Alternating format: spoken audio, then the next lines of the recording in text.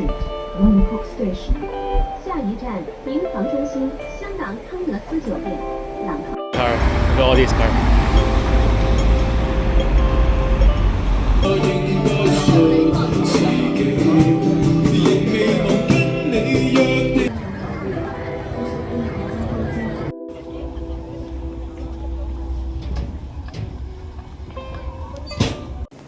So I would like to talk about Hong Kong, okay? So we went there more than a month, okay? 45 days in Hong Kong and then another 20 something days in Thailand.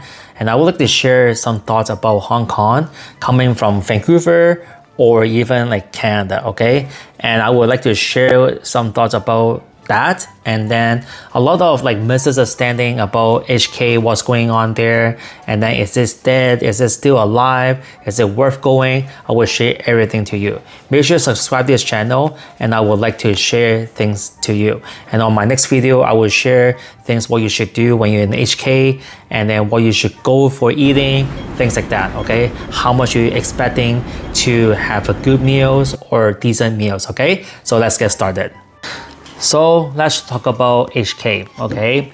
HK, a lot of people said that it's the most expensive place to go to travel and things like that. So I would like to tell you guys that's not entirely true, okay? So let's just say if you're talking about going there just for hotels and things like that, yes, it's a little bit more expensive hotel wise or Airbnb. If you go for like a cheaper Airbnb, sometimes it will be like super small, super unattractive.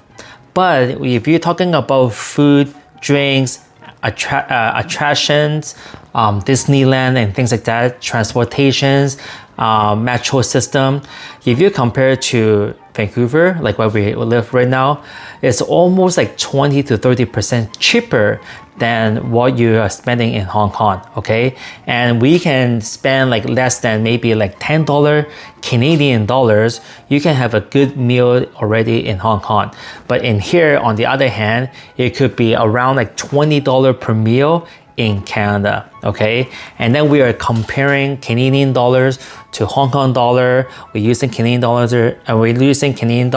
to spend in Hong Kong, right? So a lot of things that the social media they say something about this and that, but when you get to there, you will realize that it's kind of cheap in a way if you want to spend to eat, to travel, to like transportations, okay?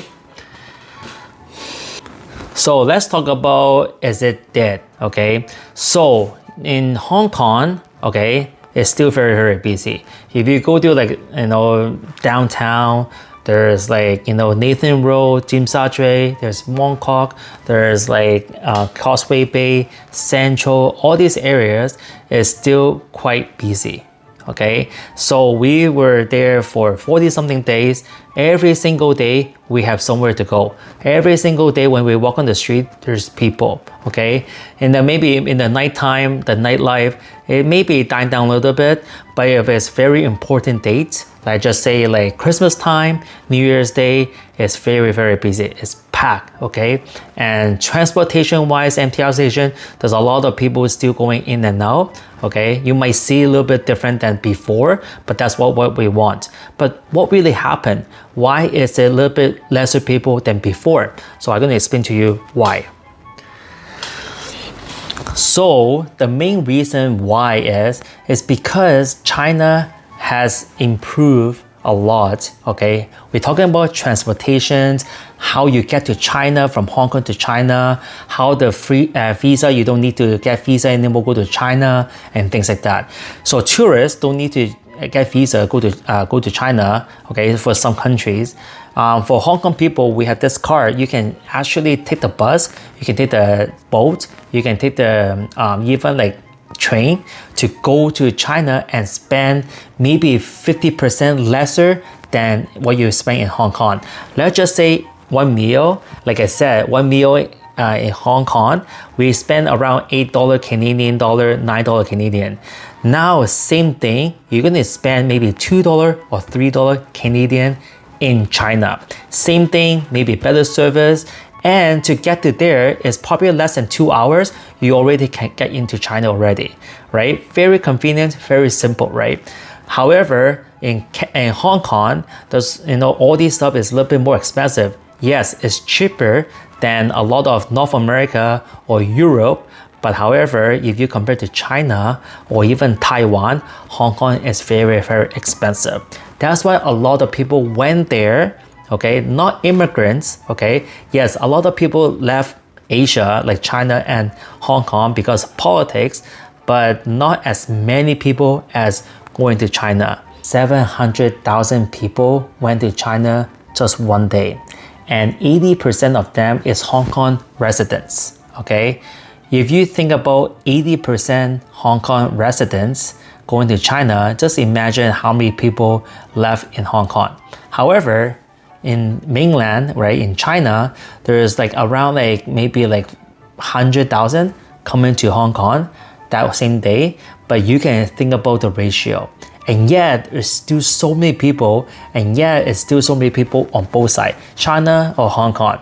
So in a way, it's not dead, but it's just lesser than what we expected before. Let's say 2018, 19, way more people, way more crowded, but you know what? Everything is like more even now because everybody is going China, Hong Kong, China, Hong Kong.